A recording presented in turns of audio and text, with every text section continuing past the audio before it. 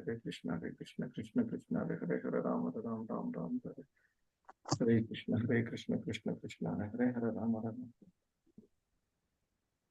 हरे कृष्ण। नमः ओं विष्णुपादाय कृष्णप्रेष्ठाय भूतले श्रीमते भक्तिवेदांत स्वामिनिति नामिने।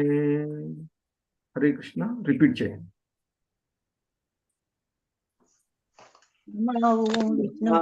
विष्णुपादाय कृष्ण भूतले श्रीमते भक्तिवेदांत स्वामिनिति नामिने। वेदांत सिद्धि नमः ओं विष्णुपादाय कृष्णप्रेष्ठाय भूतले श्रीमते नमो भक्तिवेदांत विष्णुपादाय स्वामिनिति कृष्णप्रेष्ठाय नामिने। नमो विष्णुपादाय कृष्ण प्रेष्ठाय भूतले नमस्ते सारस्वती देवे गौरवाणी प्रचारिणे निर्विशेष शून्यवादी पाश्चात्य देशतारिणे। नमस्ते सरस्वती नमस्ते देवे गौरवाणी देवी प्रचार प्रचारिणे निर्विशेष शून्यवादी पाश्चात्य देशतारिणे देशधारिणे हरे कृष्णा कृष्ण कृष्ण हरे हरे हरे राम राम राम हरे हरे। हरे कृष्णा कृष्ण कृष्ण हरे हरे हरे राम राम राम हरे हरे। हरे कृष्णा कृष्ण कृष्ण हरे हरे हरे राम राम राम हरे हरे। हरे कृष्णा कृष्ण कृष्ण हरे हरे हरे राम राम राम हरे हरे। हरे कृष्णा कृष्ण कृष्ण हरे हरे हरे राम राम राम हरे हरे। हरे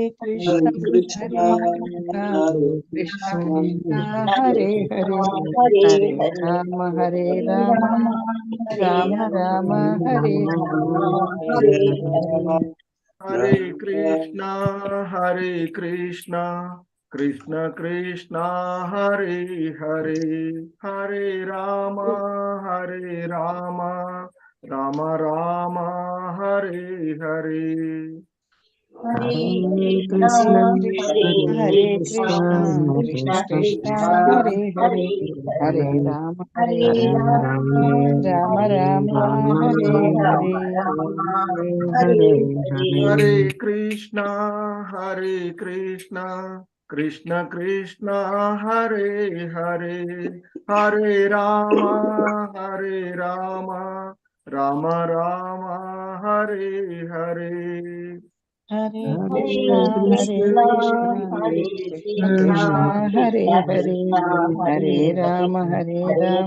कृष्ण कृष्ण हरे हरे हरे राम राम राम हरे हरे। हरे कृष्णा कृष्ण कृष्ण हरे हरे हरे राम राम राम हरे हरे। हरे कृष्णा कृष्ण कृष्ण हरे हरे हरे राम राम राम हरे हरे। हरे कृष्णा कृष्ण कृष्ण हरे हरे हरे राम राम राम हरे हरे।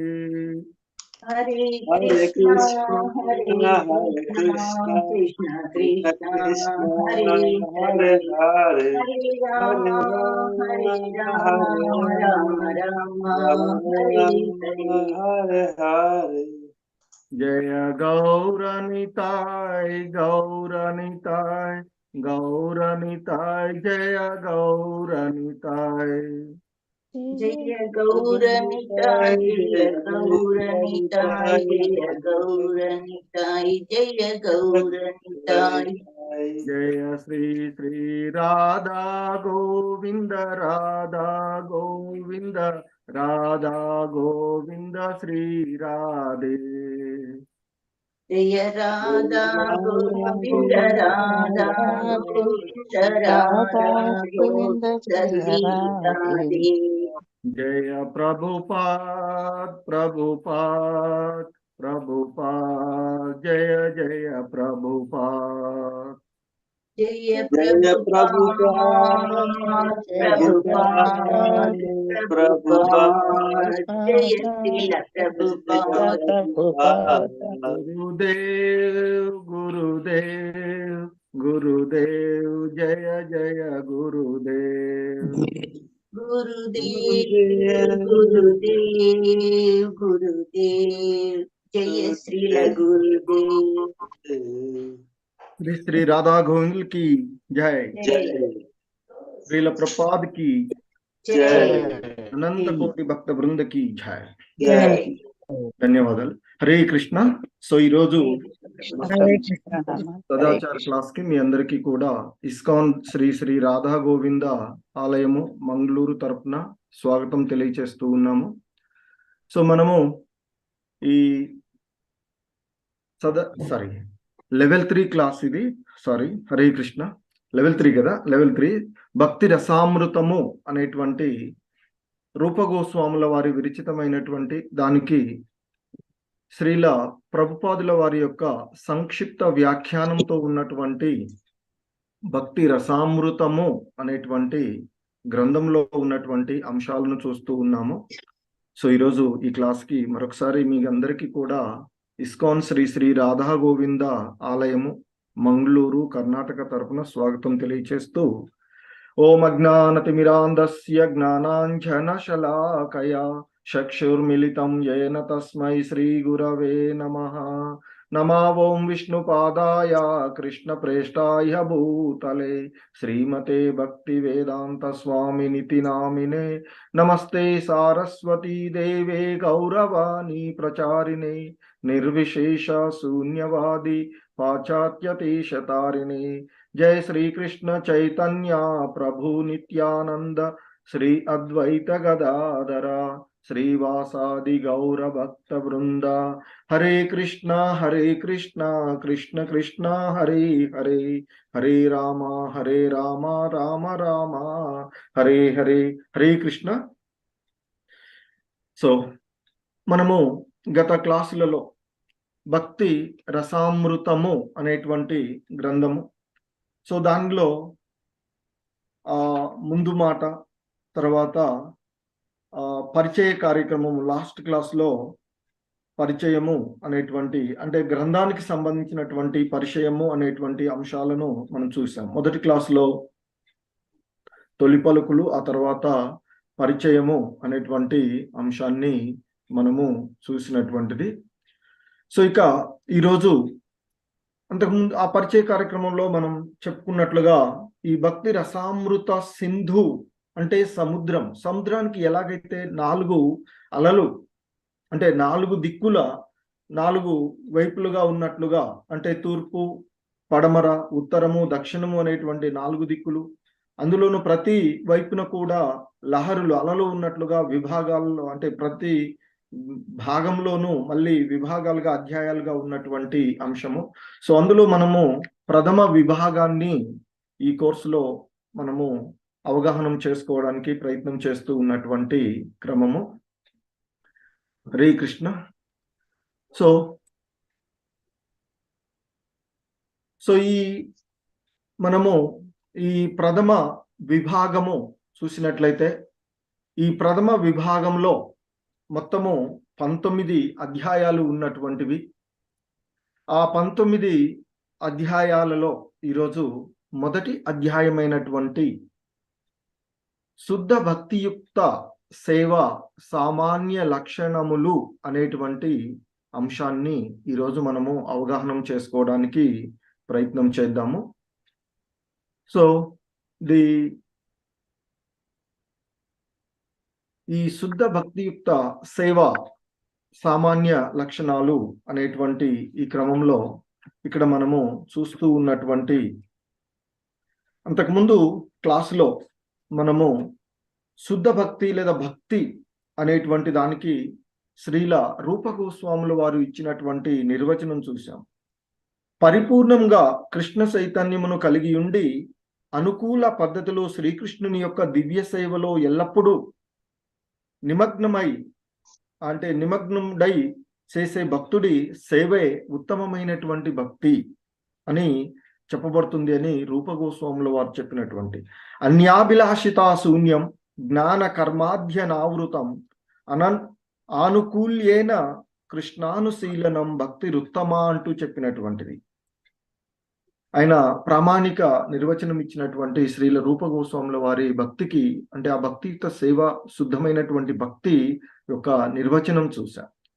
సో అలాగే ఆయన ఈ ప్రథమ విభాగంలోని మొదటి అధ్యాయమైనటువంటి శుద్ధ భక్తియుక్త సేవ సామాన్య లక్షణాలు, ది క్యారెక్టరిస్టిక్స్ ఆఫ్ శుద్ధ భక్తి అనేటువంటి దాన్ని ఈ అధ్యాయం మనం చూస్తున్నాం.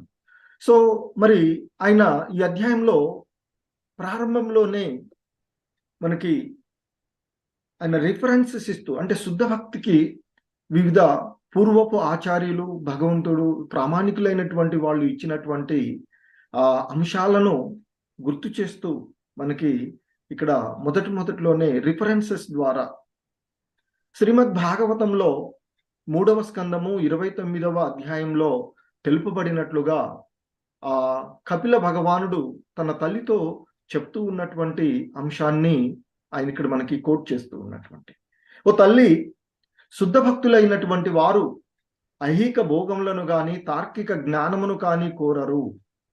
వారి మనసు నిరంతరము నా సేవ మీదనే లగ్నమయ్యుండును. నా సేవ నందు నిమగ్నమవుట కొరకు తప్ప మరి దేనిని వారు ఎన్నడూను ఆసక్తి చూపరు. చివరకు నా పదములో నాతో సాయుజ్యము అనుభవింపవలనని కూడా వారు కోరుకోరు అంటూ శ్రీల రూప గోస్వాముల వారు మనకి ఆ ప్రామాణికంగా ఇచ్చినటువంటి ఆ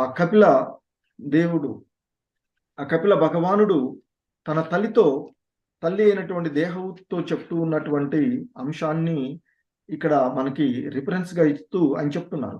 శుద్ధ భక్తులైనటువంటి వాళ్ళు ఏ విధమైనటువంటి భౌతికమైనటువంటి కోరికలను కోరుకోరు. వారు నిరంతరము నా యొక్క సేవలోనే లగ్నమై ఉంటారు. నా సేవలందు లగ్నమై ఉండడం తప్ప మరి దేనిపైన కూడా వారు ఆసక్తిని చూపరు. చివరకు నా యొక్క పరమపదంలో నాతో సాయుధ్యము పొందడానికి కూడా వాళ్ళు ప్రయత్నం చేయరు అంటూ ఇక్కడ మనకి ఆయన తెలియచేసినటువంటి అంశాన్ని చూస్తూ ఉన్నాం. ఎందుకంటే సాధారణంగా సాయుధ్యము అంటే చెప్తున్నారు, ఆయన పరమపదంలో నాతో సాయుధ్యమును అనుభవింపవలనని కూడా వారు కోరుకోరు. సాయుధ్యం అంటే ఆ భగవంతునితో ఐక్యం కావాలని కోరుకోరు అని చెప్తున్నారు. మరి సాధారణంగా మనకి ముక్తి 5 రకాలు అని చెప్పబడుతూ ఉంటుంది. ఒకటి సాయుధ్య ముక్తి, రెండవది సాలోక్య ముక్తి, 3 సారూప్య ముక్తి, 4 సారిష్ట ముక్తి, 5 సామీప్య ముక్తి అని ఈ 5 రకాలైనటువంటి ముక్తులను సాధారణంగా మనకి చెప్పబడుతూ ఉండేటువంటిది. అయితే ఇక్కడ సాయుధ్య ముక్తి అంటే భగవంతునితో ఐక్యము కావడము, అంటే భగవంతుల్లో కలిసిపోవాలి, భగవంతుల్లో ఐక్యం అవ్వాలి అని కోరుకునేటువంటి ముక్తి ఏదైతే ఉందో దానిని సాయుధ్య ముక్తి అని చెప్తూ ఉంటారు. అలాగే సాలోక్య ముక్తి అంటే ఆ భగవంతుడు ఎక్కడైతే ఉన్నారో ఆ భగవంతునితో కలిసి ఆ లోకంలో, భగవంతుని యొక్క లోకంలో భగవంతునితో కలిసి జీవించాలి అని కోరుకోవడము సాలోక్య ముక్తి అని చెప్తారు. సాలోక్య ముక్తిని కోరుకోవడము చెప్తూ ఉంటుంటారు. అంటే ఒకే గ్రహంపై భగవంతునితో కలిసి, ఆ భగవంతుడు ఉండేటువంటి గ్రహంపైన ఆయనతో కలిసి జీవించాలి అనేటువంటి కోరిక ఏదైతే ఉంటుందో అది అటువంటి ముక్తిని సాలోక్య ముక్తి అని చెప్తారు. ఇక సారూప్య ముక్తి, కొంతమంది ఆ భగవంతునికి కలిగి ఉన్నటువంటి లక్షణాలతో సమానమైనటువంటి లక్షణాలను తాను కూడా పొందాలి అనే భావంతో ఉంటుంటారు. అటువంటి ముక్తి ఏదైతే ఉందో అది సారూప్య ముక్తిగా చెప్పబడుతుంది. అంటే భగవంతునితో సమానమైనటువంటి లక్షణాలను కలిగి ఉండడానికి కోరుకునేటువంటి ముక్తి ఏదైతే ఉందో దాన్ని సారూప్య ముక్తి అని చెప్తాం. ఇంకా కొందరు కొన్ని రకాలైనటువంటి ముక్తులు కోరుకుంటారట. ఏంటి? భగవంతుని వలె ఐశ్వర్యాలను ఆస్వాదించడానికి, భగవంతుడికి ఏవైతే ఐశ్వర్యాలు ఉన్నాయో ఆ ఐశ్వర్యాలను ఆస్వాదించడానికి వారు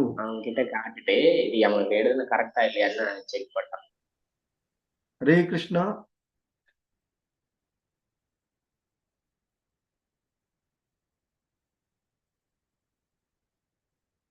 హరే కృష్ణ. సో మరికొందరు భగవంతునికి ఉన్నటువంటి ఐశ్వర్యాలను వాళ్ళు కూడా ఆస్వాదించడానికి ప్రయత్నం అంటే కోరుకునేటువంటి ముక్తి ఉంటుంది. దానిని సారిష్ట ముక్తి అని చెప్తారు. భగవంతుని వలె అవే ఐశ్వర్యాలను ఆస్వాదించడానికి వారు కోరేటువంటి ముక్తి. ఇక 5వ రకమైనటువంటి ముక్తి సామీప్య ముక్తి. ఆ భగవంతుని తోడుగా జీవించాలి, భగవంతుని సామీప్యం, ఆ భగవంతుని యొక్క సామీప్యంలో ఉండి సో అలా ఆ భగవంతుని తోడుగా జీవించాలి ఆ భగవంతునితో అని కోరుకునేటువంటి ముక్తి ఏదైతే ఉందో అది సామీప్య ముక్తి. సో అయితే ఇక్కడ రూప గోస్వాముల వారు తెలియచేస్తున్నటువంటి వారు ఆయన.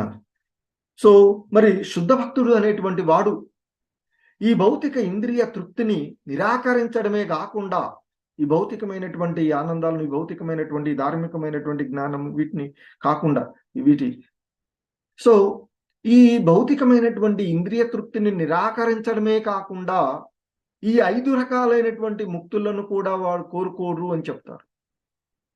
సో మరి అటువంటి శుద్ధ భక్తుడు దేవాది దేవునికి ప్రేమతో కూడినటువంటి సేవ చేయడం తప్ప ఆ భగవంతుని సేవ చేయడం ద్వారా అతన్ని తృప్తి చెందుతూ ఉంటుంటాడు అని చెప్తారు. సో ఆ విధంగా శుద్ధ భక్తులు ఇంద్రియ తృప్తిని నిరాకరించడమే కాకుండా ఇప్పుడు మనం చెప్పుకున్నటువంటి ఈ 5 రకాలైనటువంటి ముక్తులను దేనిని కూడా ఆశించడు అనేటువంటి విషయాన్ని చెప్తున్నారు. ఇదే విషయాన్ని శ్రీమద్ భాగవతంలో 3వ స్కందం 29వ అధ్యాయంలో కపిల భగవానుడు తన తల్లి అయినటువంటి దేవహూతికి చెప్పినటువంటి విషయాలను కూడా ఇక్కడ మనకి శ్రీల రూప గోస్వాముల వారు కోట్ చేస్తూ చెప్పినటువంటి. సో కాబట్టి ఈ విధంగా ఆ కపిల భగవానుడు చెప్పినట్లుగా శుద్ధ భక్తుడి యొక్క నిజస్థితి అదే అని చెప్తూ ఉంటారు. శుద్ధ భక్తి యొక్క సేవ ప్రధాన లక్షణాలు అవి అని చెప్తారు. సో ఇక్కడ శుద్ధ భక్తికి ఆయన 6 ప్రధాన లక్షణాలను వివిధ గ్రంథాల నుండి తీసుకొని శ్రీల రూప గోస్వాముల వారు మనకి తెలియచేసినటువంటి 6 లక్షణాలను ఇక్కడ ఆయన తెలియచేస్తారు మనకి. అందులో ఒకటి శుద్ధమైనటువంటి భక్తి సేవ ఐహిక యాతనల నుండి వెంటనే విముక్తి కలిగిస్తుంది అని చెప్తారు. అంటే అన్ని రకాలైనటువంటి భౌతిక బాధల నుండి తక్షణమే ఉపశమనం కలిగించేటువంటిది ఆ స్వచ్ఛమైనటువంటి భక్తి సేవ అని చెప్తూ ఉన్నారు. అలాగే రెండవది శుద్ధమైనటువంటి భక్తియుక్త సేవ సమస్త శుభములకు ప్రారంభము. అంటే ఈ సర్వమైనటువంటి శుభాలకు నాంది శుద్ధమైనటువంటి భక్తియుక్త సేవయే అని చెప్తూ ఉన్నారు శ్రీల రూప గోస్వాములు. మొదటిది, అన్ని రకాలైనటువంటి భౌతిక బాధల నుండి తక్షణమే ఈ క్షణమే ఉపశమనాన్ని కలిగించేటువంటిది శుద్ధమైనటువంటి భక్తి అని చెప్తున్నారు. అంటే శుద్ధ భక్తులకు ఈ భౌతికమైనటువంటి బాధలన్నిటి నుండి ఉపశమనం కలుగుతూ ఉంటుంది. మరి ఆయన భగవంతుడు భగవద్గీత యందు కూడా తెలియచేసినటువంటి అంశం 18వ అధ్యాయంలో చెప్తారు ఆయన,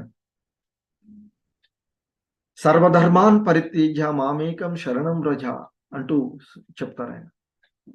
అలాగే ఈ శుద్ధమైనటువంటి భక్తి సేవ అన్ని శుభాలకు నాంది, అదే ప్రారంభము అని చెప్తున్నారు. ఇక మూడవది, స్వచ్ఛమైనటువంటి భక్తియుక్త సేవ వలన సహజంగానే దివ్య ఆనందం చేరుకూరుతుంది అని చెప్తారు. ఈ స్వచ్ఛమైనటువంటి శుద్ధ భక్తి ద్వారానే సహజమైనటువంటి శాశ్వతమైనటువంటి ఆనందము కలుగుతుంది అని చెప్తున్నారు. ఈ భౌతిక ప్రపంచంలో ఇంద్రియాల ద్వారా మనం పొందేటువంటి ఆనందము తాత్కాలికమైనటువంటిది, కానీ దీన్నే శాశ్వతం అని అనుకుంటున్నాము, ఇదే పొందాలి అనేటువంటి భావనలో ఉంటూ ఉన్నటువంటి పరిస్థితి. సో కాబట్టి స్వచ్ఛమైనటువంటి భక్తియుక్త సేవ సహజమైనటువంటి శాశ్వతమైనటువంటి ఆనందంలో ఉంచుతుంది అని చెప్తుంది. సో ఎందుకంటే జీవుడి యొక్క పరమగమ్యమే అది కదా, భగవంతుని యొక్క సేవ చేసుకోవడం. అది మరిచి మనమే భౌతిక ప్రపంచం పైన ఆధిపత్యం చలాయించాలి, మనమే బాసిజము అనేటువంటి భోక్తలము అనేటువంటి భావన వలనే ఈ దుఃఖాలు హేతు అవుతూ ఉన్నటువంటి. ఇక 4వ అంశము, స్వచ్ఛమైనటువంటి భక్తియుక్త సేవ అరుదుగా సాధించబడుతుంది అని చెప్తున్నారు. మరి ఇటువంటి ఈ శుద్ధమైనటువంటి భక్తి అన్యాభిలాషిత శూన్యంగా చేసేటువంటి భక్తి అనేటువంటిది చాలా అరుదుగా ఉంటుంది అని చెప్తున్నారు, అరుదుగా సాధించబడుతుంది అని చెప్తున్నారు. ఇక స్వచ్ఛమైనటువంటి 5వది, స్వచ్ఛమైనటువంటి భక్తియుక్త సేవలో ఉన్నవారు విముక్తి యొక్క భావనను కూడా దరిచేరనీయరు. సో ఇంతకుముందు చెప్పుకున్నట్లుగా ఈ ముక్తులు అనేటువంటి భావన కూడా దరిచేరనివ్వరు. ఆ భగవంతుని సేవ తప్ప మరొకటి ఏది కూడా ఆలోచించరు, అనన్య భక్తితో ఉండేటువంటి వారు. మరి ఇక స్వచ్ఛమైనటువంటి భక్తియుక్త సేవ మాత్రమే చివరిగా చెప్తున్నట్టు 6వ అంశం, ఈ స్వచ్ఛమైనటువంటి అంటే ఈ శుద్ధమైనటువంటి భక్తియుక్త సేవ మాత్రమే శ్రీకృష్ణుణ్ణి ఆకర్షించగల ఏకైక మార్గము అని చెప్తున్నారు. సర్వ ఆకర్షకుడు ఆయన, అన్నింటినీ ఆకర్షించగలిగేటువంటి, మరి అటువంటి ఆ భగవంతుణ్ణి ఆకర్షించగలిగేటువంటి ఇది ఒక శుద్ధమైనటువంటి భక్తి అని చెప్తారు.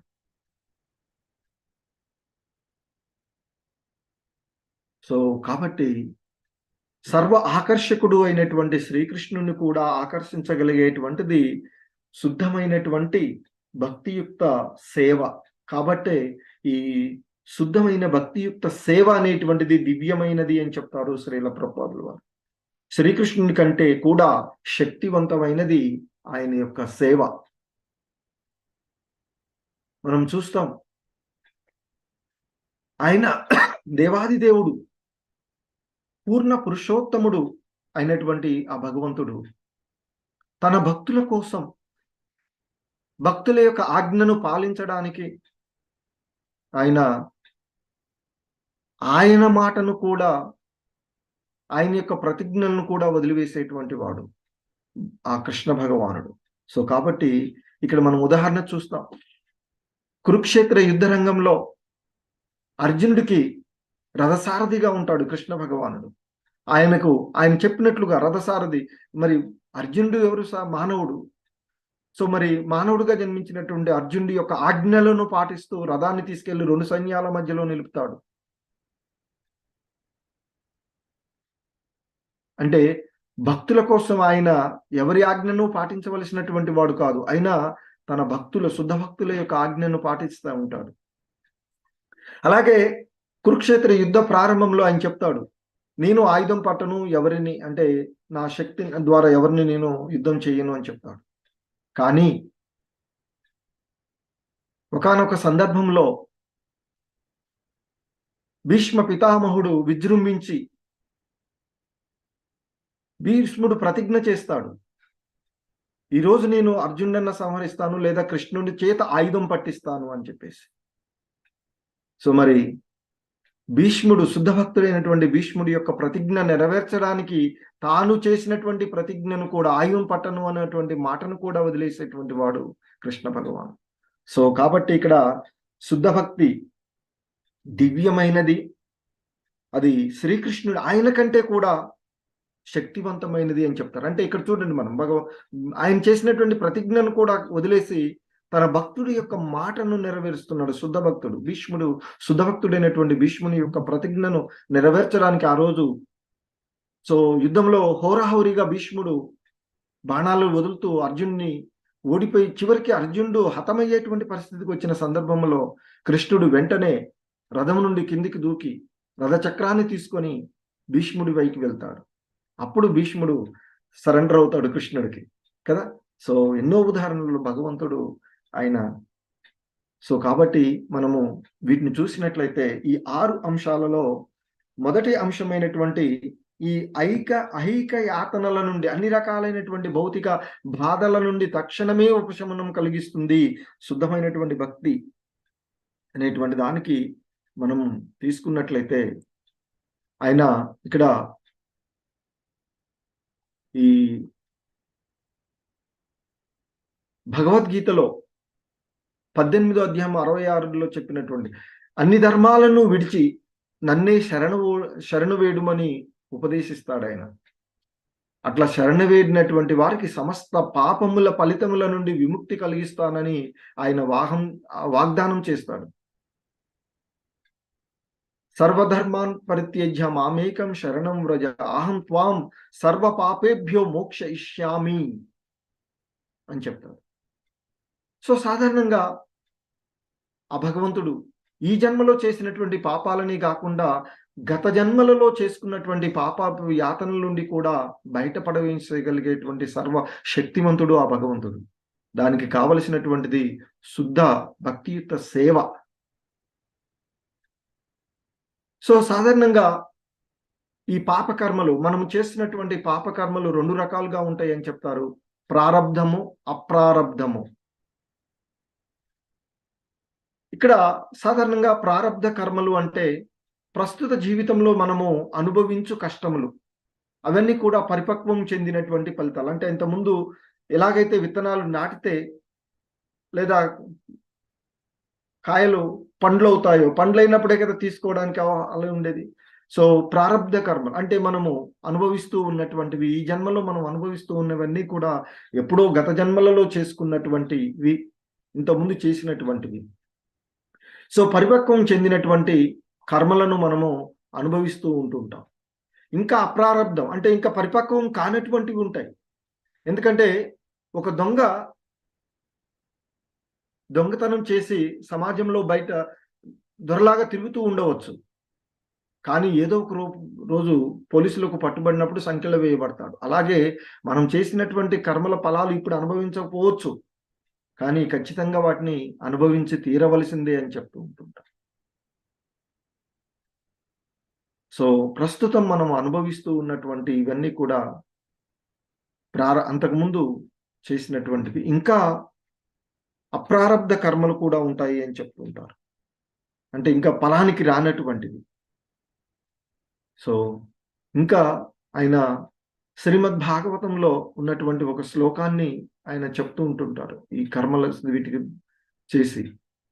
అలా అంటే ఈ కర్మలన్నిటి నుండి బయటపడేటువంటి మార్గాన్ని భగవంతుడు ఆల్రెడీ ఇంతకుముందు భగవద్గీతలో చెప్పినటువంటి 18వ అధ్యాయంలో చెప్పినట్లుగా, ఇంకా ఆయన శ్రీల రూపగోస్వాములు వారు శ్రీమద్ భాగవతంలో ఒక 11వ స్కందం 14వ అధ్యాయంలో ఉన్నటువంటి ఒక శ్లోకంలో కృష్ణ భగవానుడే ఆ ఉద్ధవుడికి ఉపదేశిస్తూ ఉన్నటువంటి అంశాన్ని చెప్తాడు. ఓ ప్రియమైన ఉద్ధవా, నా పట్ల భక్తితో చేయు సేవ ఎంతటి అడవినైనా కాల్చివేయగల దావాగ్ని వంటిది అని చెప్తాడు. అంటే అడవిలో కారుచిచ్చు దావాగ్ని అంటే కారుచిచ్చు. ఎంతటి ఇంధనానైనా ఎంతటి దాన్నైనా కాల్చివేస్తుంది, దహనం చెందిస్తుంది. చూస్తాం అప్పుడప్పుడు అడవుల్లో మంటలు లేసాయి, కాలిపోతూ ఉన్నాయి అని చెప్తూ ఉంటుంటారు. మరి ఆ అడవిలోని కారుచిచ్చు దేన్నైనా దహించి వేసినట్లుగా, బూడిద చేసేసినట్లుగా కృష్ణ చైతన్యంతో చేసేటువంటి, కృష్ణ చైతన్యంలో ఉండి చేసేటువంటి ఆ భక్తియుక్త సేవ పాపకర్మలు అనేటువంటి ఇంధనాలన్నింటినీ కూడా పూర్తిగా కాల్చివేయగలదు అని చెప్తారు.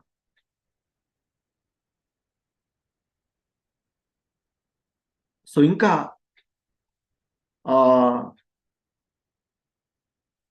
దేహహూతి తన కుమారుడైనటువంటి కపిల భగవానుడితో చెప్పినటువంటి విషయాన్ని కూడా ఇక్కడ చెప్తారు, గుర్తు చేస్తుంది భాగవతంలో ఉన్నటువంటి అంశం. హే ప్రభు, శ్రవణము, కీర్తనము మొదలగు 9 విధములైనటువంటి భక్తి మార్గాలు గలవు. ఎవరు నీ లీలలను గూర్చి వినునో, ఎవరు నీ మహిమలను కీర్తించునో, ఎవరు నీకు నమస్కరించునో, ఎవరు నిన్నే స్మరించుచుండునో, ఈ విధంగా ఆ 9 విధములుగా భక్తియుక్త సేవా మార్గాలలో ఏ ఒక్కదానిని అనుసరించినా అట్టివాడు స్వపాకుల ఇంట పుట్టినవాడైనా వెంటనే యజ్ఞ యాగాదులు చెయ్యడానికి అర్హత పొందును. అలాగే పరిపూర్ణమైన కృష్ణ చైతన్యంలో ఎవడైనా భక్తియుక్త సేవలో మగినచో అట్టివాడు పవిత్రుడు కాకుండా ఎలా ఉంటాడు? సో ఇక్కడ ఆమె చెప్తూ ఉన్నటువంటి మనకి 9 విధ భక్తి మార్గం: శ్రవణము, కీర్తనము, అర్చనము, స్మరణం, పాదసేవనము, వందనము, దాస్యము, సాఖ్యము, ఆత్మనివేదనము అంటూ 9 రకాలైనటువంటి భక్తి విధి మార్గాలు ఉన్నాయి. అందులో ఏ ఒక్కటైనా అంటే శ్రవణం, వినడం, ఆ భగవంతుని గురించి, భగవంతుని యొక్క లీలలను గురించి వినడం. అలాగే కీర్తనం, ఆ భగవంతుని యొక్క లీలలను, మహిమలను కీర్తించడము. వందనం, ఆ భగవంతునికి నమస్కరించడం. స్మరణం, ఆ భగవంతుని యొక్క ఎప్పుడు స్మరించుకుంటూ ఉండే విధం. పాదసేవనం, ఆ భగవంతుని యొక్క పాదసేవలు. అర్చనం, ఆ శ్రీ విగ్రహానికి ఎదురుగా అర్చనించడము. దాస్యము, ఆ భగవంతుని సేవకులు చేయడం. అలాగే ఆత్మ నివేదనం, తనను తాను పూర్తిగా భగవంతునికి సమర్పించుకోవడం. ఈ విధంగా ఉండేటువంటి 9 విధమైనటువంటి భక్తి మార్గాలలో ఏ ఒక్కదానిని ఆచరించినా కుక్క మాంసం తినేటువంటి నికృష్ట జాతి వాడైనా యజ్ఞయాగాదులు చేయడానికి అర్హత పొందుతాడు. మరి అటువంటప్పుడు పరిపూర్ణ కృష్ణ చైతన్యంలో ఎవడైనా భక్తియుతమైనటువంటి సేవలో నిమగ్నమై ఉన్నట్లయితే వాడు ఎలా పవిత్రుడు కాకుండా ఉంటాడు అంటూ ఆమె చెప్తూ ఉన్నటువంటి అంశాలు. అలాగే ఈ పాపకర్మల గురించి పద్మపురాణంలో మనకు ఉన్నటువంటి అంశాలను ఇక్కడ మనము చూడవచ్చు. అవి ఈ పాపకర్మల యొక్క ఫలితాలు 4 విధాలుగా ఉంటాయి అని చెప్పబడుతుంది పద్మపురాణంలో చెప్పబడినటువంటివి. ఇంకనూ పరిపక్వం కాని కర్మఫలాలు అప్రారబ్ధము అంటారు. అలాగే బీజ రూపమున ఉన్న కర్మఫలాలు, ఇంతకు ముందే పరిపక్వము అయినటువంటి కర్మఫలాలు, వాటినే ప్రారబ్ధము అంటారు. ఇక ఇంచుమించు పరిపక్వమైన కర్మఫలాలు అంటే బీజంలాగా ఉండేటువంటి బీజం. సో దాదాపుగా పరిపక్వమైనటువంటివి మనం చూస్తూ ఉంటాం కదా.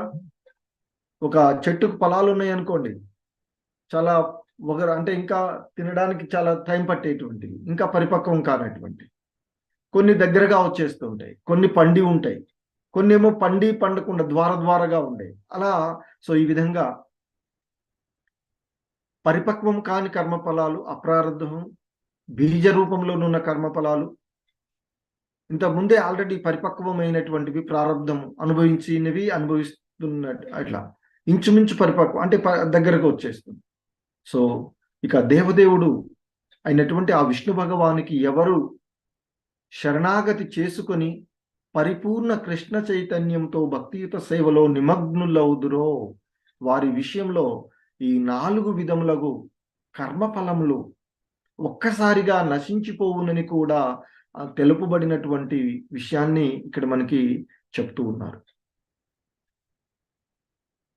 సో ఇంకా శ్రీమద్ భాగవతంలో మరొక అంశం కూడా సుఖదేవ గోస్వాముల వారు అజామిలుని కథ వివరించినటువంటి విషయాన్ని కూడా చెప్తారు.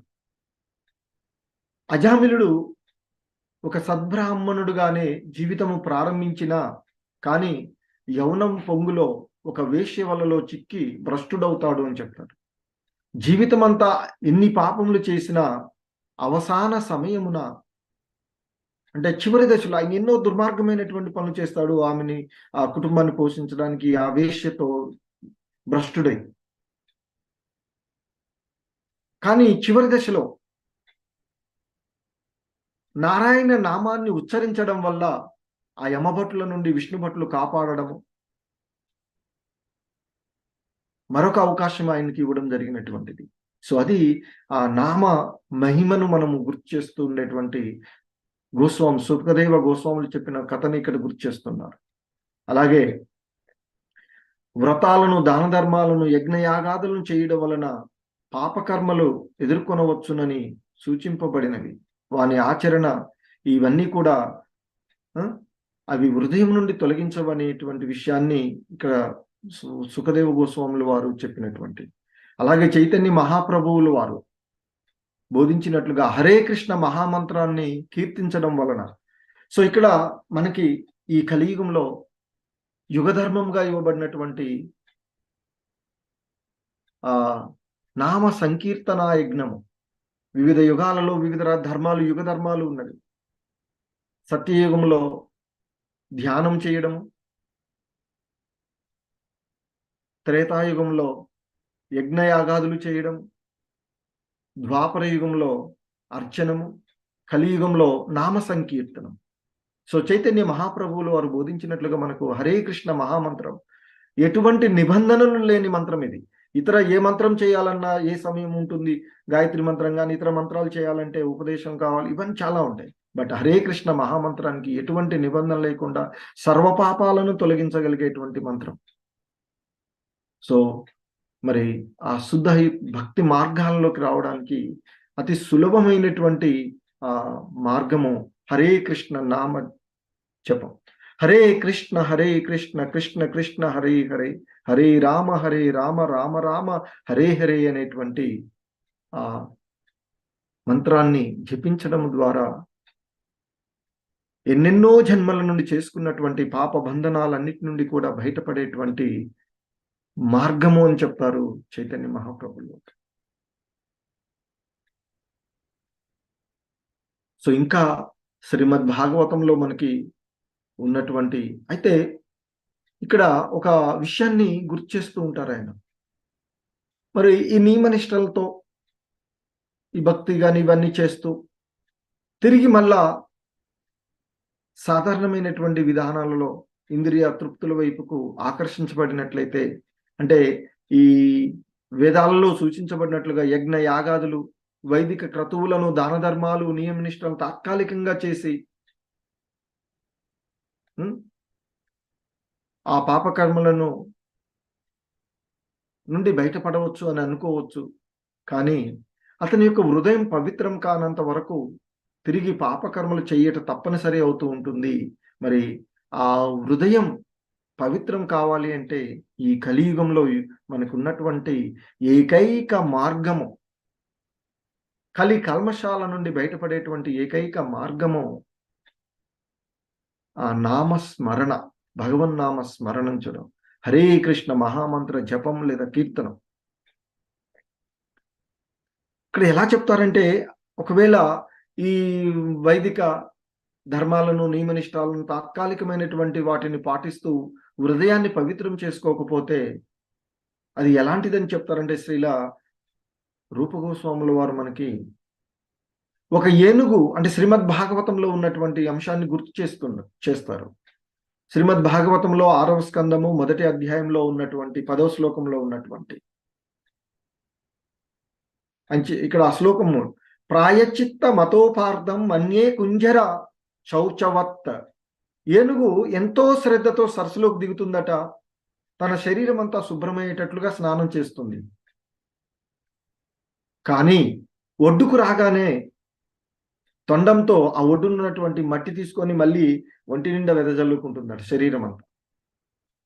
అలాగే కృష్ణ చైతన్య మార్గంలో సుశిక్షితుడు కానటువంటి వాడు ఆ పాపకృత్యముల నుండి, ఆసక్తి నుండి పూర్తిగా విముక్తి కాలేడు అని చెప్తారు.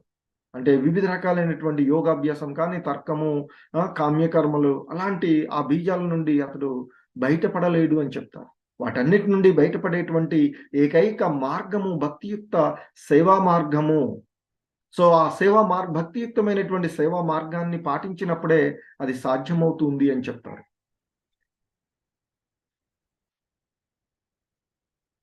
అలాగే ఈ ఒక ప్రామాణికమైనటువంటి ఉదాహరణను కూడా ఇక్కడ చెప్తూ ఉంటారు. మళ్ళీ శ్రీమద్ భాగవతంలోని 4వ స్కందంలో ఉన్నటువంటిది ఆ సనత్ కుమారుడు చెప్పినటువంటి విషయం. ఓ మహారాజా, కృతమైన మానవుని అహంకారం ఎంత బలీయమైనదనగా అది ఒక బలమైన తాటితో ఐహిక జీవితమునకు అతనిని బంధించి ఉంచును. భగవద్భక్తులు మాత్రమే కృష్ణ చైతన్యంలో నిమగ్నమై ఆ త్రాటిని అతి సులభంగా త్రెంచివేయగలరు అని చెప్తారు. అలా కృష్ణ చైతన్యాన్ని సాధించలేనటువంటి వాళ్ళు ఎవరైనా మహాయోగులుగానో గొప్ప కర్మిష్ఠులుగానో తయారు కావాలని ప్రయత్నించేటువంటి ఇతర భక్తులు అది సాధ్యం కాదు అని చెప్తారు. ఈ అహంకార బంధనము, ఐహిక కార్యాలన్నిటి నుండి కూడా విడిపించేటువంటిది కృష్ణ చైతన్య మార్గమే. దానిని స్వీకరించినప్పుడు మాత్రమే అది బయటపడుతుంది. కాబట్టి ప్రతి మానవుడి యొక్క కర్తవ్యము కృష్ణ చైతన్యమును స్వీకరించుట అని చెప్తూ ఉంటుంటారు. సో ఆ విధంగా ఈ బంధనాలన్నిటి నుండి కూడా బయటపడేటువంటి, ఆ బయట పడవేయగలిగేటువంటిది. ఎందుకంటే ఈ బంధనాలన్నీ కూడా సర్పాల మాదిరివి అని చెప్తారు. మరి ఆ సర్పాలు అడవిలో ఆ దావాగ్ని, కారుచిచ్చు, అజ్ఞానము అనేటువంటి కారుచిచ్చు, అజ్ఞానాలు అనేటువంటి సర్పాలు ఏవైతే ఉన్నాయో ఆ కారుచిచ్చు వలన అజ్ఞానము అనేటువంటి సర్పాలన్నీ కూడా కాలిపోతాయి. ఎందుకంటే అవి ఆ దావాగ్నితో పాటు పరిగెత్తలేవు, దాంట్లో మాడిపోతూ ఉంటాయి. సో కాబట్టి కృష్ణ చైతన్యము అనేటువంటి కారుచిచ్చు లాంటిది అని చెప్తారు, దావాగ్ని లాంటిది అని చెప్తారు. సో దాన్ని స్వీకరించినట్లయితే మనలో ఉండేటువంటి అజ్ఞానము వంటి సర్పాలన్నీ కూడా బయటపడతారు. సో ఆ విధంగా ఈ భక్తియుక్తమైనటువంటి సేవ ఐహిక యాతనలన్నిటి నుంచి కూడా బయటపడేసేటువంటి ఏకైక మార్గము అని చెప్పినటువంటి రెండవది మనకి కృష్ణ చైతన్యమే సర్వశుభ ప్రదము. శుభానికి శ్రీల రూపగోస్వాముల వారు చెప్పిన నిర్వచనం ఏంటంటే, వాస్తవమునకు శుభము అనగా ప్రపంచంలోని జనులందరి క్షేమమును సాధించు కార్యము నాచరించుట.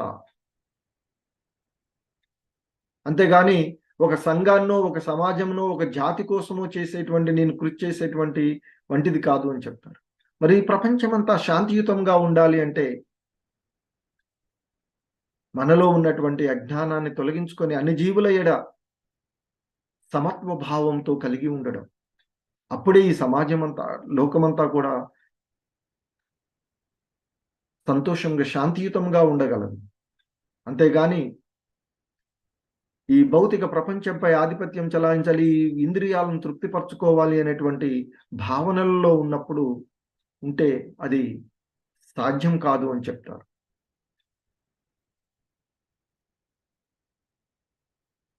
అలాగే ఈ కృష్ణ చైతన్య ఉద్యమం ప్రపంచమంతటి దృష్టిని ఎలా చేయగలదు అనేటువంటి దానికి ఒక పద్మ పురాణంలో ఉన్నటువంటి ఒక ఉదాహరణ చెప్తారు.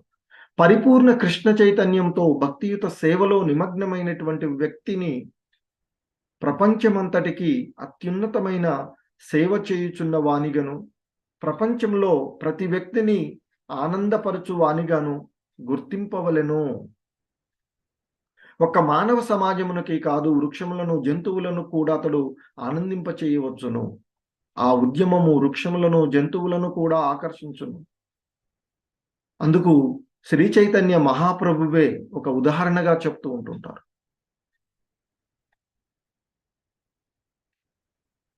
చైతన్య మహాప్రభువులు వారు ఆ మధ్య భారతదేశంలో జార్ఖండ్ అంటాం, ఆ అడవుల గుండా ఆయన సంకీర్తన ఉద్యమం ప్రయాణిస్తూ ఉన్నప్పుడు పెద్ద పుళ్ళు, ఏనుగులు, లేళ్ళు వంటి వన్యమృగాలు కూడా నాట్యం చేశాయి అని చెప్తారు. హరే కృష్ణ మహామంత్రాన్ని కీర్తిస్తూ ఆయన యొక్క సంకీర్తనంలో పాల్గొన్నాయి అని చెప్తుంటారు. మనం ఇస్కాన్ మందిరాలకు వెళ్తే చైతన్య మహాప్రభు కీర్తిస్తుంటే అక్కడ జంతువులు కనిపిస్తుంటాయి, పులులు అవన్నీ చేస్తున్నాయి, మనకి ఇమేజెస్ కనిపిస్తూ ఉంటాయి. సో మరి కృష్ణ చైతన్యం ఆ విధంగా ఈ ఐహిక యాతనలను తొలగించడమే కాకుండా సమస్తమైనటువంటి శుభాలకు ప్రారంభము అనేటువంటి అంశాన్ని తెలుసుకోవచ్చు. అలాగే సుఖదేవ గోస్వాములు వారు ఇచ్చినటువంటి మరొక అంశాన్ని కూడా ఇక్కడ చెప్తారు. శ్రీకృష్ణులో అచంచలమైన భక్తి విశ్వాసము కలిగి ఎట్టి కపటము లేని వారిలో నిస్సందేహంగా దేవతల లక్షణాలన్నీ పొడచూపును అని చెప్తూ ఉంటారు. అంటే ఆ భగవంతుని యందు భక్తి విశ్వాసాలు కలిగి ఉన్నటువంటి వారు, మనకు భగవద్గీతలో దైవ అసుర లక్షణాల గురించి చెప్తూ ఉంటారు. ఆ దైవీ లక్షణాలన్నీ కూడా భక్తియుతం భగవంతుని పైన విశ్వాసం కలిగి ఉన్న వారిలో ఉంటాయి అని చెప్తూ ఉంటుంటారు.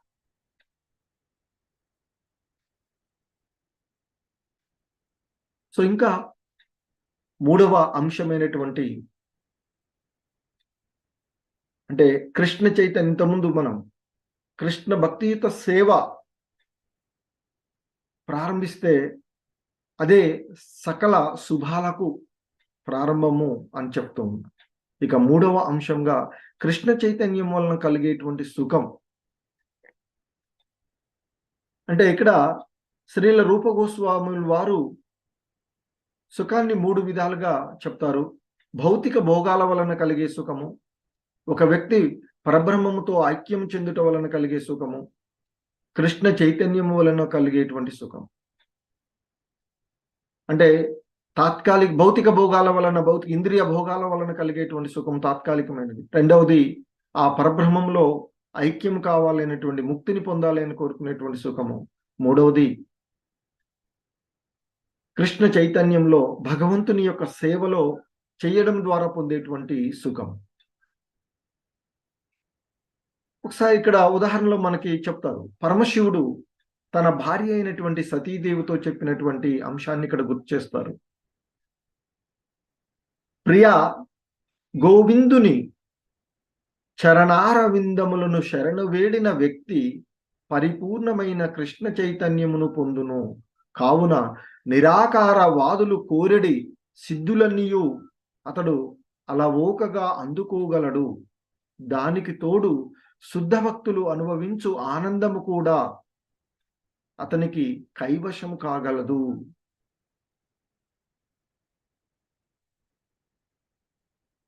సో అంటే ఇక్కడ శుద్ధ భక్తి వలన లభించేటువంటి ఆనందమే శాశ్వతమైనది అని, అత్యున్నతమైన స్థాయికి చెందునిది అని చెప్తూ ఉంటారు. అలాగే భౌతికమైనటువంటి సిద్ధుల వలన కానీ, అంటే అలాగే బ్రహ్మంతో ఏకత్వమును పొందాలి, ముక్తిని పొందాలి, దాని వల్ల కలిగేటువంటి ఆనందం కానీ, ఇవన్నీ కూడా ఆ శుద్ధ భక్తి వలన వచ్చేటువంటి ఆనందానికి దిగువన ఉన్నవి అని చెప్తారు. సో ఆ విధంగా శుద్ధ భక్తి యుక్త సేవ ఇక్కడ వివిధ రకాలైనటువంటి యోగ మార్గాలలో ద్వారా వివిధ రకాలైనటువంటి సిద్ధులను పొందుతారు అని చెప్తారు. 8 రకాలైనటువంటి సిద్ధులు అష్టాంగ కలవు అని చెప్తారు. అందులో వివిధ రకాలుగా అతి సూక్ష్మ రూపాన్ని ధరించి మనం చూస్తూ ఉంటుంటాం. వివిధ అంటే సిద్ధులు పొందినటువంటి వాళ్ళు తన దేహాన్ని చాలా చాలా సూక్ష్మ రూపంలోనికైనా మార్చుకోగలరు. అంటే మార్చుకొని ఉంటారు. ధరించి రాతులను చొచ్చుకొని పోయేటువంటి అలాంటి శక్తులు పొందుతారు. అలాంటి శక్తిని అనిమా సిద్ధి అని చెప్తారు. అటువంటి వాటిని ఇంకా మరి ఇక కొన్నిసార్లు కొన్ని సిద్ధుల ద్వారా తన శరీరాన్ని తేలికగా చేసుకొని నీటిపై తేలేటువంటి, గాలిలో తేలేటువంటి శక్తి, అటువంటి సిద్ధి ఏదైతే ఉందో లగిమ యోగ సిద్ధి అని చెప్తూ ఉంటుంటారు. అలాగే ఇలా ఈ సిద్ధులన్నీ కూడా భౌతికమైనటువంటివి. ఈ సిద్ధులను భౌతిక శాస్త్రజ్ఞులు సాధించేటువంటి ఈ విషయాలన్నీ కూడా ఈ సిద్ధుల ద్వారా అంటే యోగా విధానాల ద్వారా పొందేటువంటి విషయాలు. సో ఇప్పుడు ఈ శాస్త్రవేత్తలు అందరూ కూడా ప్రయత్నం చేస్తున్నటువంటి కూడా ఆ యోగ సిద్ధుల వంటి వాటిని సాధించడానికి వాళ్ళు ప్రయత్నం చేస్తూ ఉన్నవి అనేటువంటి విషయాన్ని చెప్తూ ఉంటుంటారు. కానీ వాస్తవానికి ఆ యోగ సిద్ధులలో ఉన్నటువంటి వాటిలో కొన్నింటిని మాత్రమే ఈ విజ్ఞాన శాస్త్రవేత్తలు, భౌతిక విజ్ఞాన శాస్త్రవేత్తలు ఇంకా కొన్ని మాత్రమే సాధించారు. ఇంకా చాలా సాధించలేనివి చాలా ఉన్నవి అని చెప్తూ ఉంటుంటారు. అలాగే ఇక్కడ మనకి వాటిలో కొన్ని చెప్తున్నారు. యోగ సిద్ధులలో కొన్నింటిని శ్రీల ప్రభుపాదుల వారు ఇక్కడ చెప్తారు. యోగ సిద్ధులలో కొన్నింటిని మాత్రమే భౌతిక విజ్ఞాన వేత్తలు ఇంకా సాధించి ఉండలేదు. ఉదాహరణకి ఒక యోగ సిద్ధుడు సూర్యకిరణముల ద్వారా సూర్యగోళంలోనికి ప్రవేశించగలడు. ఈ సిద్ధిని లగిమ అంటారు. అదేవిధంగా ఒక యోగి తన వేలితో చంద్రమండలాన్ని తాకగలడు. ఆధునిక యోగగాములు అంతరిక్ష యానముల ద్వారా చంద్రమండలంపై దిగగలిగినను వారెన్నో ఇబ్బందులు ఎదుర్కొనవలసి వస్తుంది. కానీ యోగ సిద్ధుడు మాత్రము సునాయాసంగానే చెయ్యి పైకెత్తి తన వేలితో చంద్రమండలాన్ని తాకగలడు. ఈ సిద్ధిని ప్రాప్తి అని అంటారని చెప్తారు. సో ఆ విధంగా ఈ యోగం ద్వారా సాధించేటువంటి వాటిలో కొన్నిని మాత్రమే ఈ భౌతిక శాస్త్రవేత్తలు సాధించారు అనేటువంటి చెప్తూ ఉంటారు. సో మరి వాటిని కూడా అధిగమించగలిగేటువంటి శక్తి శుద్ధ భక్తియుక్తమైనటువంటిది. సో కాబట్టి ఆ శుద్ధ భక్తియుక్తమైనటువంటి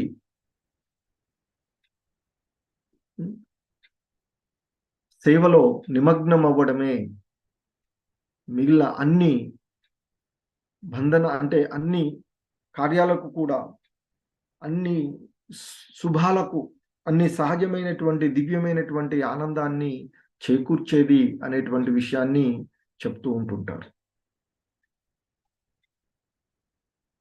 ఇంకా మనము మరి ఇటువంటి ఆ శుద్ధ భక్తియుతమైనటువంటి సేవ చాలా అరుదుగా లభించేటువంటిది అని చెప్తారు. సాధారణంగా మనము ఈ ఆధ్యాత్మిక జీవనంలో తొలి దశలో ఆత్మ సాక్షాత్కారం సాధించడం కొరకు వివిధ పశ్చాత్తాప అంటే ఈ వివిధ రకాలైనటువంటి పనుల ద్వారా అంటే వివిధ తపస్సులు చేయడం ఉన్నాయి అని చెప్తూ ఉంటుంటారు. వాటన్నిటినీ పాటించుచు ఆ ఐహిక వాంఛలు లేకున్నను అతనిలో భక్తి భావన మంకరింపదు. అంటే సాధారణంగా ప్రారంభంలో రాదు అని చెప్తారు. ఎందుకంటే ఆ తొలి దశలో మనం ప్రారంభించినప్పటికీ కూడా మామూలుగా నామ సంకీర్తనం చేయడానికి మనం ప్రారంభిస్తేనే సరిగా జపం చేయడంలో నిమగ్నం అవ్వలేము. కాబట్టి క్రమక్రమంగా సాధన చేయడం ద్వారా అది సాధ్యమవుతుంది. సాధనలో కూడా అది కూడా శుద్ధ భక్తుల యొక్క సాంగత్వంలోను శుద్ధ భక్తుడి యొక్క అనుగ్రహం ద్వారా మాత్రమే, భగవంతుని యొక్క అనుగ్రహం ఉన్నప్పుడు మాత్రమే అది సాధ్యమవుతుంది అని చెప్తారు. ఎప్పుడు కూడా ఈ భక్తియుక్తమైనటువంటి సేవ స్వశక్తిపై ఆధారపడి నేను సాధించగలను, నేను చేయగలను అనేటువంటి భావనలో ఉండి దాన్ని మనం సాధించలేము అని చెప్తారు. కానీ శుద్ధ భక్తుల యొక్క సాంగత్వంలో భక్తుల అనుగ్రహం ద్వారా భగవంతుని అనుగ్రహం ద్వారా, ఆ శ్రీకృష్ణుడు అనుగ్రహం ద్వారా మనము దాన్ని పొందగలము అని చెప్తారు. శ్రీకృష్ణుడు తన సేవను ఎట్టివానికైనను అనుగ్రహించడానికి సమ్మతింపడు అని చెప్తాడు. ఎందుకంటే ఒక వ్యక్తి ఐహిక సుఖాన్ని, మోక్షను కూడా శ్రీకృష్ణుడు అనుగ్రహిస్తూ ఉంటుంటాడు. కానీ ఆ భక్తియుక్త సేవ అంత సులభంగా అది అనుగ్రహించబడదు అని చెప్తారు. శుద్ధ భక్తుల యొక్క అనుగ్రహం వలనే అది సాధ్యమవుతూ ఉంటుంది అని చెప్తారు. అందుకు మనకు ఒక ఉదాహరణగా చైతన్య చరితామృతంలో శుద్ధ భక్తుడు అయినటువంటి వాడు ఆధ్యాత్మిక ఆచార్యుడి యొక్క అనుగ్రహం వలనను, శ్రీకృష్ణ భగవానుని అనుగ్రహం వలన మాత్రమే ఒక వ్యక్తి భక్తియుక్త సేవను ప్రారంభించగలడు, మరొక మార్గము లేదు అని చెప్తారు. అలాగే ఇంకా ఈ శుద్ధ భక్తి మిక్కిలి అరుదైనది అని ఒక ప్రమాణంగా ఉన్నటువంటి అంశాన్ని ఇక్కడ మనకి గుర్తు చేస్తారు. జ్ఞానత సులభ ముక్తిర్భక్తిర్య జ్ఞానాది పుణ్యత సేవం సాధన సహ శ్రైరిహి హరిభక్తి సుదుర్లభ అని చెప్తారు. అది తంత్రశాస్త్రంలో ఉన్నటువంటి ఒక శ్లోకం ద్వారా చెప్పబడినట్టు. అంటే అరుదుగా తప్ప భక్తియుక్త సేవను అనుగ్రహింపబడు అని చెప్తారు. అలాగే భక్తి యుక్త సేవ వలన భగవానుడే భక్తునికి పోవును గదా. సో ఇంతకుముందు చెప్పుకున్నట్లుగా ఆ భక్తుడు, శుద్ధ భక్తుడైనటువంటి అర్జునుడికి, ఆయనకే కాదు ఏ శుద్ధ భక్తుడికైనా భగవంతుడు ఆధీనుడైపోతాడు. ఆయన చెప్తారట, భగవంతుడు మనకి భగవద్గీతలో కూడా చాలా సార్లు వచ్చేస్తుంది, ఆయనకి ప్రియమైనటువంటి వాళ్ళు, శుద్ధ భక్తి చేసేటువంటి వాడంటే ఎంతో ప్రియమైనటువంటి వాడని చెప్తారు. అందుకే ఆయన ఆధీనుడైపోతారు. ఎందుకంటే నా భక్తుల సేవకు నేను వెలకట్టలేను అని చెప్తాడు. ఏం వెలకట్టలేను, ఏదైనా కాబట్టి నన్ను నేను సమర్పించుకుంటాను అని చెప్తాడట భగవంతుడు. సో కాబట్టి శుద్ధ భక్తులకి భక్తియుక్త సేవ వలన భగవంతుడే వారికి ఆధీనమైపోతాడు అని చెప్తారు. ఇక 5వ అంశంగా మనం చెప్పేటువంటి అందులో ఆ శుద్ధ భక్తియుక్త సేవను చేసేటువంటి వారు మోక్షాన్ని గురించి కూడా, అంటే బ్రహ్మ ఐక్యం వలన పొందు సుఖాన్ని గురించి కూడా వాళ్ళు ఆలోచించరు అని చెప్తారు. బ్రహ్మ ఆనందము,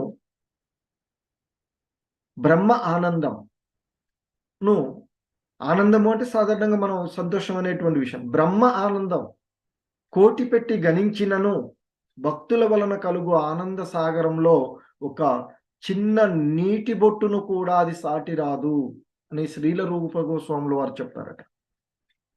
ఇక్కడ చూడండి, సాధారణంగా ఆనందము అనేటువంటిది చూస్తాం. ఎలా ఉన్నామంటే ఆనందంగా ఉన్నాము అని అంటాం. ఆనందమే బ్రహ్మానందం అని అంటాం. బ్రహ్మానందాన్ని కోటితో గణిస్తే అటువంటి ఆనంద సాగరంలో, అంటే భక్తి వలన కలిగేటువంటి సాగరం ఏదైతే ఉందో, ఆనంద సాగరం ఏదైతే ఉందో, బ్రహ్మానందాన్ని కోటితో గణించినట్లయితే అందులో ఆ భక్తి వలన కలిగేటువంటి ఆనంద సాగరంలో ఒక చిన్న నీటి బొట్టు కూడా సాటి రాదట అది. ఇక చూడండి, శాశ్వత భక్తి వలన పొందేటువంటి ఆనందం ఎంత అనేటువంటిది. సో ఇక్కడ హరిభక్తి శుభోదయంలో ఉన్నటువంటి దాన్ని ఇక్కడ ప్రహ్లాద్ మహారాజ్ తన స్తోత్రాల్లో చెప్తూ ఉంటాడు. హే జగన్నాథ, నీ సన్నిధిలో నేను దివ్యానందమును అనుభవించుచున్నాను. ఆనంద సాగరములో నేను లీనమైపోయినాను. ఈ ఆనంద సాగరంతో పోల్చి చూచినచో బ్రహ్మానందము గోష్పాదమంతా అయినను ఉండదని నాకిప్పుడు అనిపించుచున్నది అని చెప్తాడట. ఆ నరసింహ భగవాన్ని ప్రీతి కలిగించే విధంగా ఆయన్ని కీర్తిస్తూ ప్రహ్లాద్ మహారాజ్, భక్త ప్రహ్లాదుడు ఆ జగన్నాథుడి యొక్క సన్నిధిలో అంటాడట, నీ సన్నిధిలో నేను దివ్య ఆనందమును పొందుతూ ఉన్నాను. ఆనంద సాగరంలో నేను లీనమైపోయాను. నీ సేవ వలన నేను, నీ స్మరణ వల్ల నేను ఆనంద సాగరంలో లీనమైపోయాను. ఈ ఆనంద సాగరంతో పోల్చినప్పుడు ఇంతకుముందు చెప్పుకున్నట్లుగా బ్రహ్మ ఆనందం అది ఎంత అంటే గోస్పాదమంతకైనా ఉండదని నాకు అనిపిస్తుంది. అంటే ఆ సముద్రంలో గోస్పాదం అంటే ఆవు గెట్ట ఇక్కడ పెడితే ఆ గుర్తొస్తుంది కదా, ఆవులు వెళ్ళిపోతే అందులో నిలిచిన నీరంతట గోస్పాదం అంత అంటే చూడండి ఎంత చిన్నదిగా ఉంటుందో ఇతర ఆనందాలు. అలాగే ఇంకా మరొక ప్రామాణికాన్ని కూడా చెప్తుంటారు. ఓ ప్రభు, నీ భక్తి రసామృత సింధువులో ఈదులాడుచు నీ లీలామృతమును చెవులారా గ్రోలుచు ఆనందించు ధన్యులు కొందరు పొందు ఆనందము అద్భుతమైనది. అంటే భక్తియుత సేవలో నిమగ్నమైనటువంటి వారు భక్తి రస అమృత సింధువులో, భక్తి అనేటువంటి రసం, భక్తి వలన కలిగిన రసము ఎటువంటిదంటే అమృతం అంటే శాశ్వతమైనటువంటిది. ఏంటి మరి అదే అంటే సింధువు, ఒక సముద్రం లాంటిది. అందులో ఈదులాడుచూ ఉండేటువంటి నీ లీలామృతమును చెవులారా గ్రోలుచు ఆనందించేటువంటి వారు. అంటే ఆ భగవంతుని యొక్క లీలలని, లీలామృతమును చెవులారా గ్రోలుచు అంటే శ్రవణం చేసి ఆనందించేటువంటి ధన్యులు కొందరు పొందేటువంటి ఆనందము అద్భుతమైనది కదా. మరి అటువంటి ఆనందము ముందు ధర్మార్థ కామ మోక్షములు వలన కలిగేటువంటి ఆనందాలు ఎలాంటివి తీసుకట్టే కదా. అట్టి శుద్ధ భక్తులు భక్తి రసానందము కంటే భిన్నమైన ఆనందమును వారు తృణప్రాయంగా పరిగణించగలరు అని చెప్తూ ఉన్నారు. సో ఆ విధంగా ఆ శుద్ధ భక్తియుత సేవను చేసేటువంటి వారు మోక్షాన్ని గురించి, ఆ బ్రహ్మానందాన్ని గురించి ఆలోచనను దరిచేరనియ్యరు. అంటే ఇందుకు అని చెప్తారు. ఎందుకంటే శుద్ధ భక్తియుత సేవ వల్ల వచ్చేటువంటి ఆ భక్తి రసామృత సింధువులో ఈదులాడి చెందేటువంటి వారు ఇక మిగిలినవి ఏది ఇతరమైనటువంటి ధర్మం వల్ల, కామం వల్ల, మోక్షాల వలన కలిగేటువంటి ఆనందం చాలా తీసికట్టువంటిది అని చెప్తారు. సో కాబట్టి ఆ భక్తి రసానందం కంటే భిన్నమైనటువంటి ఏ ఆనందాన్నైనా వాళ్ళు తృణప్రాయంగా వదిలివేస్తారు అని చెప్తూ ఉన్నారు. ఇక 6వ అంశంగా చెప్పబడినటువంటి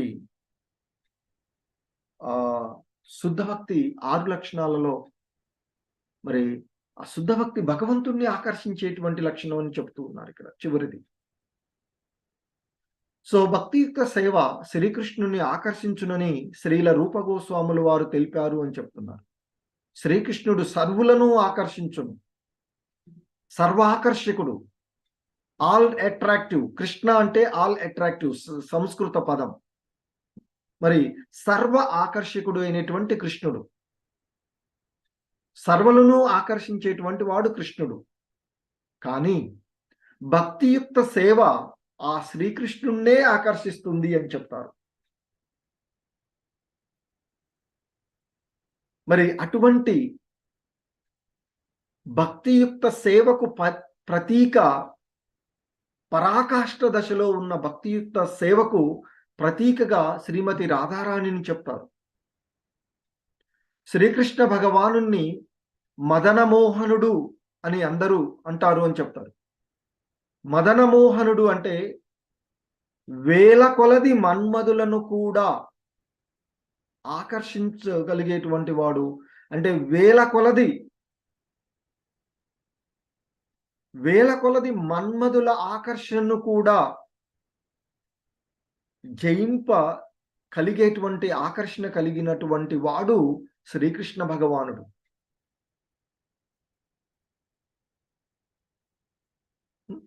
మరి కానీ రాధారాణి అంతకంటే ఎక్కువ ఆకర్షణ గలది అని చెప్తుంటారు. ఎందుకంటే శ్రీకృష్ణుణ్ణి కూడా ఆమె ఆకర్షింపగలదు. అందుకే భక్తులు ఆమెని మదన మోహన మోహిని అంటే మన్మధుణ్ణి కూడా ఆకర్షించేటువంటి కృష్ణ భగవాన్ని సైతము ఆకర్షింపగలిగినటువంటిది ఆ మదన మోహన అంటే ఇక్కడ మదన మోహన మోహిని అని చెప్తారు శ్రీమతి రాధారాణి. కృష్ణ భగవానుడు మదన మోహనుడు అంటే వేల కొలదిగా ఉండే మన్మధులను కూడా, మన్మధుడు అని తెలిసిందే కదా, సో ఆ మన్మధులను కూడా ఆకర్షించగలిగేవాడు కృష్ణ భగవానుడు. కానీ ఆ కృష్ణ భగవానుని కూడా ఆకర్షింపగలిగినటువంటిది శ్రీమతి రాధారాణి. ఎందుకంటే శ్రీమతి రాధారాణి ఆ భక్తియుక్త సేవకు పరాకాష్ఠ దశలో ఉన్నటువంటి ఆమెగా ఉదాహరణ చెప్తారు. ఆమెను మించిన అంటే గోపికలు ఎంతో అదృష్టవంతులు అని చెప్తారు. స్వచ్ఛమైన భక్తితో, శుద్ధ భక్తి, ప్రేమయుత భక్తితో ఉండేటువంటి వారు. వారిలో అత్యుత్తములు రాధారాణి ఆ గోపికలలో.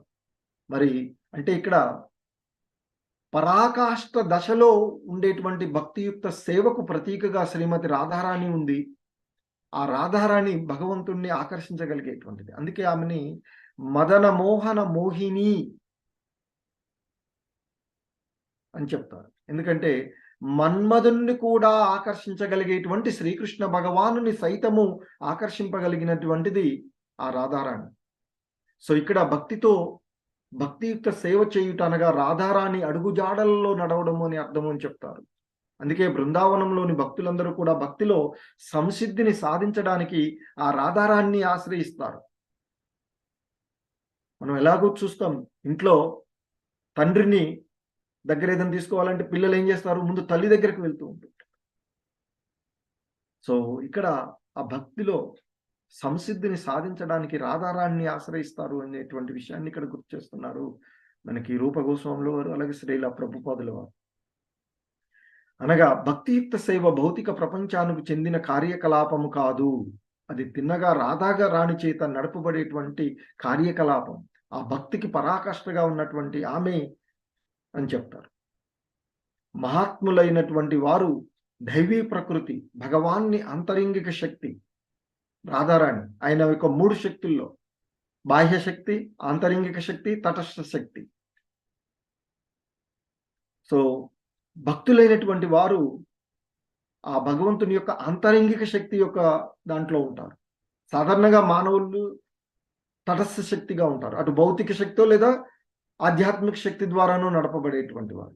అభక్తులేమో బాహ్య శక్తితో నడపబడితే భక్తులు ఆంతరంగిక శక్తి సో ఆధ్యాత్మిక శక్తి ద్వారా నడుపబడతారు అని చెప్తారు. సో అందుకు మనకి ఇక్కడ భగవద్గీతలో ఉన్నటువంటి 9వ అధ్యాయం మహాత్మానస్తు మాం పార్త దైవీం ప్రకృతి మాశ్రితాహ అంటూ చెప్తారు. భగవంతుని ఆంతరింగిక శక్తి యొక్క ప్రత్యక్ష పర్యవేక్షణలో కొనసాగు భక్తియుక్త సేవ స్వయంగా ఆ శ్రీకృష్ణుని కూడా ఆకర్షింపగలదు అని చెప్తున్నారు. సో ఇంకా ఆయన చెప్పినటువంటి ఒక ఉదాహరణ శ్రీమద్ భాగవతంలో చెప్తారు. ఓ ప్రియమైన ఉద్ధవ, నా భక్తులు చేయు భక్తియుక్త సేవ నన్ను ఆకర్షించినంతగా యోగ మార్గం కానీ, తార్కిక జ్ఞానం కానీ, కర్మకాండ కానీ, వేదాంత చర్చ కానీ, కఠోర తపస్సు కానీ, సర్వస్వము దానం చేసినను నాకు ప్రీతి కలిగించవు. ఇవన్నీ నిజానికి మంచి కార్యాలే అయినా ప్రేమతో కూడిన భక్తియుక్త సేవతో సమానముగా అవి ఏవియూనో నన్ను ఆకర్షింపజాలవు అని చెప్తారు. మనం దీనికి ఉదాహరణగా చెప్పుకోవచ్చు. అందరికి దాదాపుగా తెలిసినటువంటి సత్యభామ తన ఎన్నో ఆభరణాలన్నీ వేసి తులాభారం చేస్తే రుక్మిణి ఒక ప్రేమతో, ఆమె అహంకారంతో నాతో ఉన్నది భగవంతుని తులాభారం చేయగలను అని అనుకుంటుంది. కానీ రుక్మిణి మాత చిన్న ప్రేమతో తులసి ఆకునిచ్చేసి ఆయన్ని జయించగలుగుతుంది. సో ఇక్కడ అది మనం అర్థం చేసుకోవాల్సినటువంటి భక్తిలో ప్రేమతో కూడిన భక్తి. ఆయన చెప్తారు మనకి భగవద్గీతలో కూడా, పత్రం పుష్పం ఫలం తోయం అంటూ ప్రేమతో ఇవ్వాలి. ప్రేమతో ఇచ్చేటువంటి ఆయన శుద్ధ భక్తితో చేసేటువంటి దానికి ఆయన. సో ఇంకా ఆ విధంగా ఎన్నో అంశాలు ఉన్నవి. అవన్నీ కూడా ఒకసారి మీరు మనకి ఉన్నటువంటి దానిలో చూడగలరు. చివరిగా ఒకటి చూస్తే భగవద్గీత 11వ అధ్యాయంలో శ్రీకృష్ణ భగవానుడు విశ్వరూపం దర్శించిన తర్వాత అర్జున్తో ఆయన ఎట్లా అంటాడు. అర్జునుడు కృష్ణ భగవాన్తో అంటాడు, ఓ ప్రియమైన కృష్ణ, నిన్ను కేవలము నా మేనభావగా తలిచి నేను నీ పట్ల ఎన్నో అపరాధాలు చేసి తిని నిన్ను కృష్ణ మిత్రమా అని సంబోధించి తిని, కానీ నా ఊహ కందనంతటి అపరిమేయుడవు నీవు. అది పాండవుల పరిస్థితి. సో చూడండి, పాండవులకు ఆయన దాసోహం అనలాగా, అంటే నిజంగా చెప్తే భగవంతుడు ఎవరికి దాసుడు కాదు, కానీ తన భక్తులకు, తన శుద్ధ భక్తులకు, పాండవులైనటువంటి వాళ్ళకి, ఆ యుధిష్ఠిరుడు కానివ్వండి, వాళ్ళతో కలిసి జీవించేటువంటి అవకాశాన్ని వాళ్ళకి ఇచ్చాడు. సో యుధిష్ఠిరుడు బాధపడుతూ ఉంటే, నాకంటే మాకంటే ఆ ప్రహ్లాదుడు ఎంతో ఉత్తముడు అని బాధపడుతూ ఉంటే నారదుడు చెప్తాడట, ఈ సృష్టిలో మీకంటే అదృష్టవంతులు ఎవరు ఉన్నారు? ఆ దేవాది దేవుడైనటువంటి సర్వాధికుడైనటువంటి ఆయన మీ యొక్క భక్తికి, సఖ్యతకు, ప్రేమకు మురిసి మీతో కలిసి జీవించాడు కదా. ఇంతకంటే గొప్ప ఆనందం మీకేం కావాలి? మీకు గొప్ప అదృష్టవంతులు ఎవరు ఉంటారు అని చెప్తారు. సో అదే భక్తియుక్త సేవ మహత్యానికి ఒక నిదర్శనం. ఆ భగవంతుడు వాళ్ళతో కలిసి వచ్చి జీవించాడు, వాళ్ళతో కలిసి ఆడుకున్నాడు. ఇక్కడ అదే కదా అర్జునుడు అనేటువంటిది, ఓ కృష్ణ, ఓ యాదవ, ఓ మిత్రమా నిన్ను సంబోధించాను కదయ్యా, మరి నువ్వు ఊహకందనంతటి అపరిమేయుడవు నీవు. అలాంటి నిన్ను నేను ఒక సాధారణమైనటువంటి నా స్నేహితుడిలాగా భావించి నిన్ను ఆ విధంగా నేను చేశాను. సో అది భక్తి యొక్క గొప్పతనం. దేవాది దేవుడైనటువంటి పురుషోత్తముని కూడా ఆకర్షించగలిగేటువంటిది భక్తి అని చెప్తారు. భగవానుడు గొప్పవాడే, కానీ ఆయనను కూడా కలిగేటువంటిది ఆ భగవానుడి కంటే కూడా భక్తి గొప్పది అని చెప్తారు. ఎందుకంటే ఆయన్ని కూడా ఆయన అన్ని వదిలేసి, ఎలాగైతే ఒక తండ్రి తన పిల్లల ఆనందాని కోసం, ఒక రాజు అయినా గొప్పవాడైనా ఎంతటి వాడైనా ఇంటికొస్తే తన కుటుంబంలో పిల్లలతో కలిసి ఆడుకునేటప్పుడు గుర్రం ఎక్కించి ఆడుకోమంటే ఆడిస్తాడు, నడవమంటే నడుస్తుంటాడు, 4 కాళ్ళ గుర్రాల్లాగా నడుస్తుంటాడు వీపు మీద కూర్చోబెట్టుకొని. సో భగవంతుడు కూడా ఆ విధంగానే తన భక్తులను ఆనందింప చేయడానికి ఒక తండ్రిలాగా ఉంటారు అని చెప్తారు. సో ఆ విధంగా ఆ భగవానుడి కంటే కూడా భక్తి గొప్పది అని చెప్తారు. అంటే ఆ భగవంతుడిని ఆకర్షించేటువంటిది. అలా అని చెప్పేసి భగవానుడు కాదంటే, భగవానుడు లేకుండా భక్తి ఎట్లా వస్తుంది? భక్తి సేవా మార్గంలో లేని వారు భక్తియుక్త సేవలో గల మహిమను అర్థం చేసుకోలేరు అని చెప్తారు. సో కాబట్టి ఇవి విన్న తర్వాత అయినా మనలో ఈ మాత్రమైన కొంత భక్తి మనకి కలిగినట్లయితే, అది ఆ భగవంతుడి అనుగ్రహం ద్వారా, శుద్ధ భక్తుల అనుగ్రహం ద్వారా, గురుదేవుల అనుగ్రహం ద్వారా మనము భక్తిలో వృద్ధి చెందడానికి వారందరూ మనకి సహాయపడరని కోరుకుంటూ, కలతారని కోరుకుంటూ ఉన్నాము. హరే కృష్ణ. వాంఛాకల్పతరుభ్యశ్చ కృపా సింధుభ్య ఏవ చ పతితానాం పావనేభ్యో వైష్ణవేభ్యో నమో నమః.